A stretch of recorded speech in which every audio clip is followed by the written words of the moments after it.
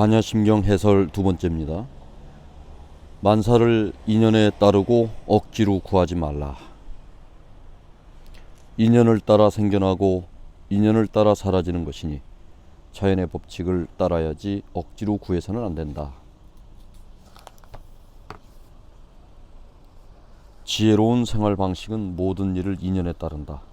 성공하더라도 지나치게 기뻐하거나 자만하지 않고 실패하더라도 우울해하지 않으며 항상 마음을 높은 곳에 둔다. 하늘을 원망하지 않고 사람을 탓하지 않으며 분수에 편안해하고 인연을 따른다. 그러면 모든 것에 대해 통달하고 낙관할 수 있다. 모든 것을 담담하게 바라볼 수 있다면 근심과 걱정은 저절로 사라진다. 이 부분은 장자의 말입니다.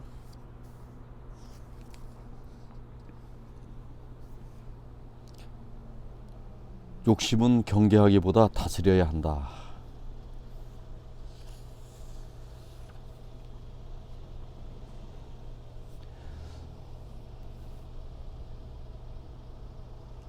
재물이란 바닷물과 같아서 많이 마실수록 더욱 갈증을 느끼게 된다. 우리가 어떻게 자신을 구속하지 않을 수 있겠는가? 쇼펜하우어 얘기고요. 사람은 욕망을 경계하기는 어렵더라도 욕망을 다스려야만 한다. 욕망을 다스림은 욕망을 방종하지 못하게 하고 지나치게 탐욕하지 않게 하는 것이다. 외물에 대한 추구는 그 수요와 서로 맞아야 한다. 사람은 그 자신이 필요로 하는 주인이어야 하며 또한 필요로 하는 대상의 주인이어야 한다.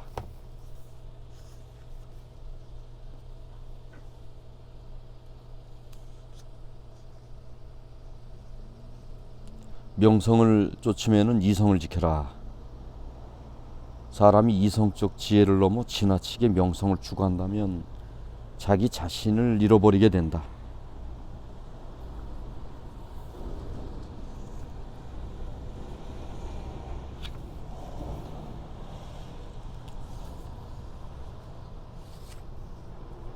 눈앞의 이익을 탐내지 말라.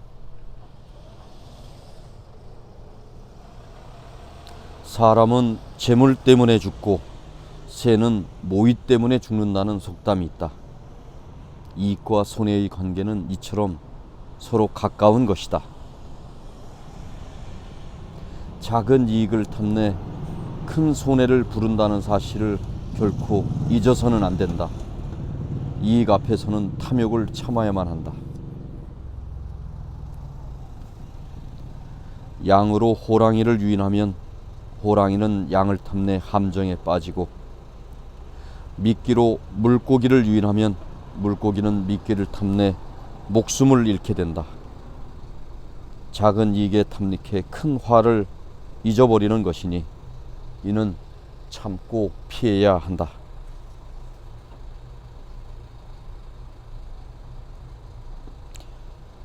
여색의 유혹을 경계하라. 색이라는 글자에는 칼자가 위에 놓여 있다.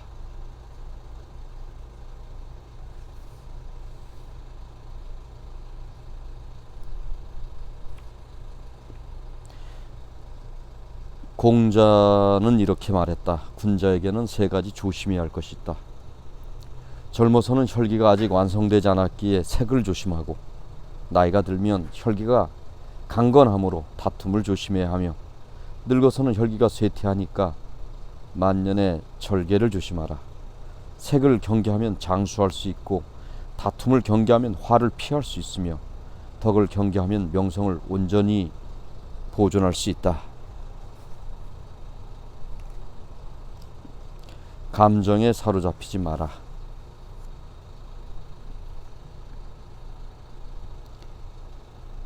인연이 생기면 사람들이 모여든다. 감정은 내려놓을 수 없는 것이다. 감정을 내려놓는 것은 무정이다. 이런 경우에는 감정을 매우 소중하게 여긴다. 인연이 닿으면 사람들이 흩어진다. 흩어졌는데도 끌어안고 내려놓지 않겠는가? 끌어안고 내려놓지 않는 것은 치정이다. 무정과 치정은 모두 감정에 휘둘린다. 내려놓고 내려놓지 않음의 잣대를 잘 움키어 지어야 한다.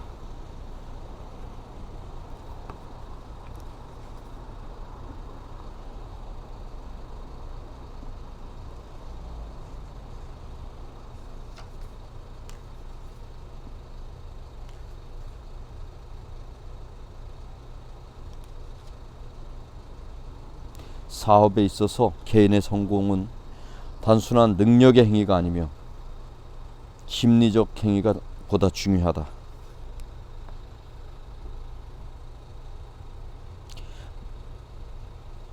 많은 사람들은 끊임없이 성공을 추구한다. 하지만 도리어 번번이 실패를 맛본다. 능력이 부족해서가 아니라 그들에게 성공을 가름하는 마음이 있기 때문이다.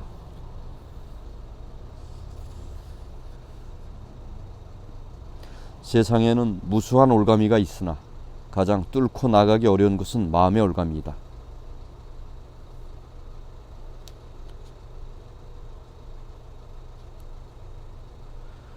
사람이 너무 살피면 따르는 자가 없다.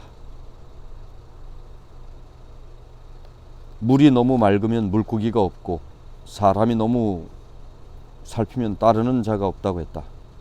물이 너무 맑으면 물고기가 없을 것이며 사람이 너무 진지하면 벗이 없게 될 것이다.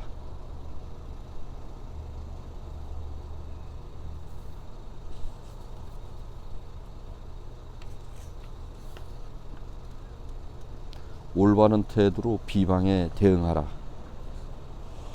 남을 헐뜯는 사람은 마음 씀씀이가 험악하다. 그런 사람들은 남들이 진상을 제대로 파악하지 못하는 틈에 악의적으로 중상모략을 일삼고 이간질한다. 그리고 그 속에서 이익을 챙긴다.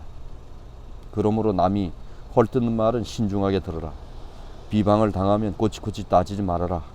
마음을 넓게 가지고 마음에 부끄러움이 없는지를 묻는다면 아무런 근심거리도 없게 된다.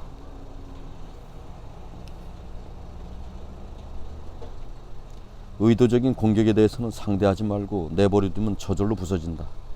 하지만 자신을 겨냥한 비판과 지적에 대해서는 비록 그것이 귀에 거슬리더라도 그것을 분석하여 교훈을 얻어야 한다. 이것이야말로 비방에 바르게 대응하는 태도다.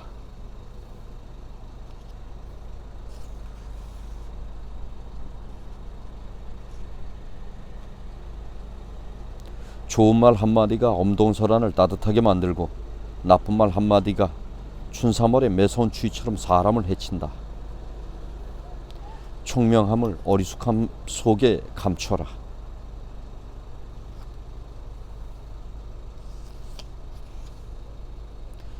가장 고든 것은 어딘가 굽은 것처럼 보이고 가장 잘하는 것은 어딘가 서투른 것처럼 보이고 가장 훌륭한 변설은 어딘가 어눌한 것처럼 들린다.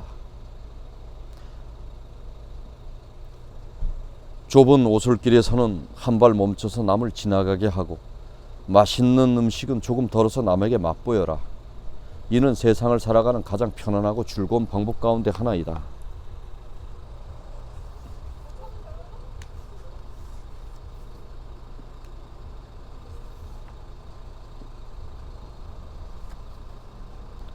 비바람을 겪지 않고서 어떻게 무지개를 보겠는가? 학업과 사업에 성과가 있으려면 힘겨운 노력을 경주하라.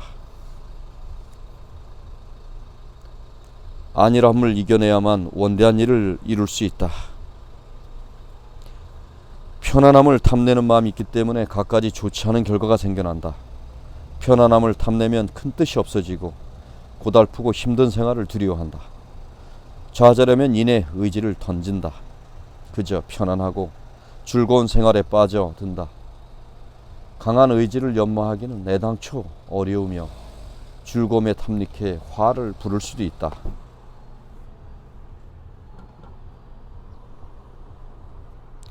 편안함을 탐내는 것은 쌓은 성을 스스로 허무는 것과 같다. 사람은 편안하고 즐거운 환경에 놓이면 모든 근심과 걱정을 잊어버리게 되고 의지를 상실해 나아가려 하지 않는다. 그러면 분발하고 강해질 수가 없다.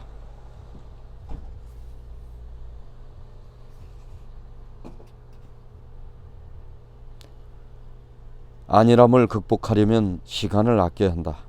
인간의 수명은 짧다. 향락을 탐하면 아무것도 이루지 못한다.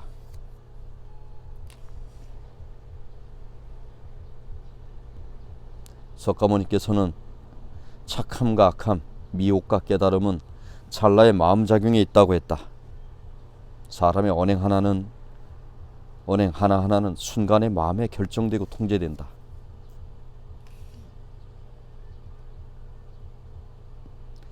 항상 맑은 생각으로 망상과 사사로운 생각을 함께 깨닫고 깨달으면 되돌려라. 이는 순간의 일로 변함없는 마음과 굳센 의지가 필요하며 평소에 연마에 달린 것이다. 단단히 기억하라. 자신의 심령에 대해서는 조금 더 느슨해져서는 안 된다. 그렇지 않으면 한 번의 실수로 영원한 통한을 남기게 된다.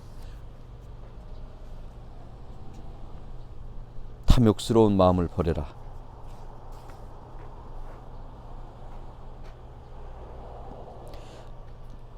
마음속에 탐욕을 참지 못하면 어떤 일도 잘할 수 없다. 탐욕 때문에 자신이 남보다 더 가지고 쉽게 얻기를 바란다. 남보다 조금이라도 못하면 분노한다. 눈앞에 이익만을 볼 따름이다. 인격을 해치는 것은 물론이며 장구한 이익 또한 잃어버리게 된다.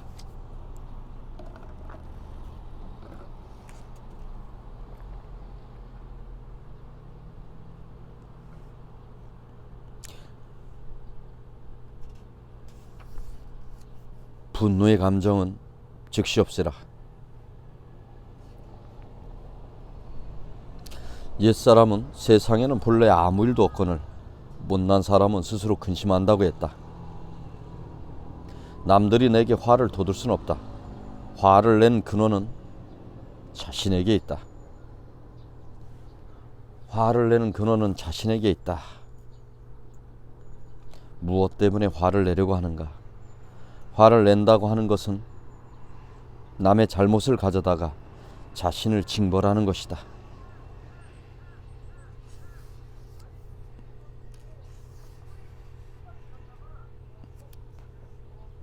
생각이 너그럽고 후한 사람은 봄바람이 따뜻하게 길러주어 만물이 이를 만나면 살아나는 것과 같다. 생각이 편협하고 각박한 사람은 겨울 눈보라가 음습하게 얼려버려 만물이 이를 만나면 죽는 것과 같다. 너그러운 마음가짐은 사람의 도량과 큰 기백을 반영한다.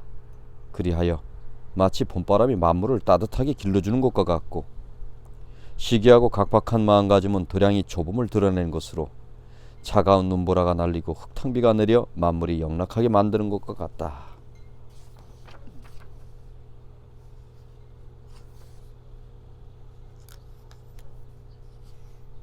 선행을 많이 하면 어쩌면 남들이 그 선행에 보답하지 않을 수도 있지만 적어도 화의 실마리를 가져다 주지는 않을 것이다. 선행을 하는 사람은 마음의 평안을 얻을 수 있다. 남을 도우면 자신도 항상 즐거움 속에서 지낼 수 있는 그 자체가 선한 보답이다.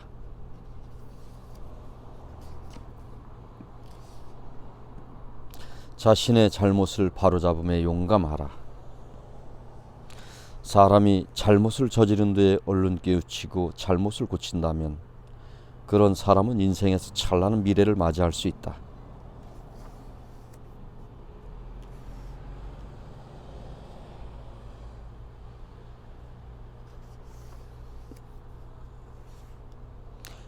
평상심을 지키라.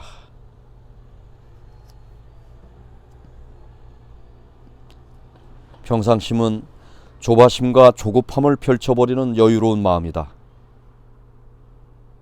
평상심은 마음을 편안하게 하고 고요함을 받아들이고 소박하고 진실한 대로 돌아가는 마음이다.